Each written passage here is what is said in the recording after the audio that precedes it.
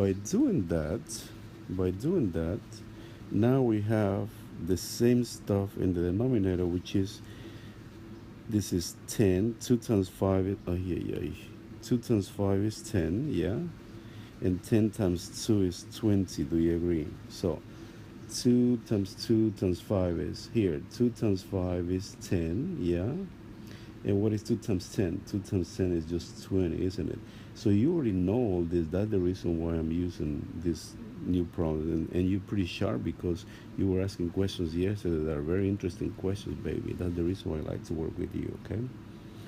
So this one here should be the same now. It should be 2 times 5 is 10, and 10 times 2 is 20. There. Now notice that we both have the same number. That's called the least common denominator, not terminator, denominator. There you go. Yeah, the least common denominator. Okay, that's what this number is called because it's the smallest that is common. That means least. Least means smallest. Smallest. Okay, so that when now you have the same as you have been doing it before. Now that you have the same, yeah, you have the same both of them. Now you can add the numerators now. The numerator, you can add the numerator now. So it should be just 5 over 20 plus 2 over 20, and that should be 5 plus 2 over 20. Now you can add this 2, which should be just 7 over 20, and that is your answer. So only when we have the same denominators we can add these two up here. Other than that, we can before they're the same. And being the same means that that's the smallest common denominator, okay?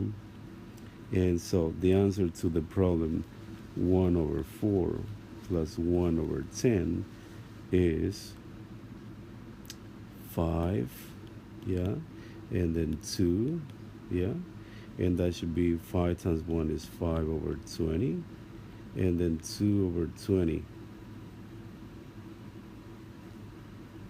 And later on you'll be able to see this here in a different way, okay? But right now you want to work it the way that I showed you before, okay? So that should be the answer.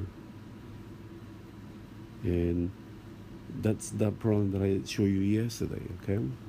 Let me show you another one, okay? Let us do 1 over 4 plus 1 over 6. Again, you know that 4 is the same as 1 times 4. 4 can also be 2 times 2, isn't it? Now, let us do that over there so that you see why, okay? And then 6 could be 6 times 1, yeah? Or 6 could also be 2 times 3. Do you agree? 2 times 3 is 6. So now notice that the reason why we're going to pick this one here and this one here is because they already have something in common, okay? So we want to have something that is common already. So let us rewrite this here then. So it should be 2 times 2, and then 1, 2 times 3, yeah? And then since we already have this common already, we don't have to worry about that, okay? We just worry about what this one here doesn't have. So this one here has a 3, this one doesn't. So we give this a 3, we share with it. And this one here has now 2 and 3, right? This one here has now 2 and 3. But this one here has 2, and this one needs one more 2. There you go. Yeah? So we give. If you give the 2 over here, you must also give it here, okay? You have to share equally, okay?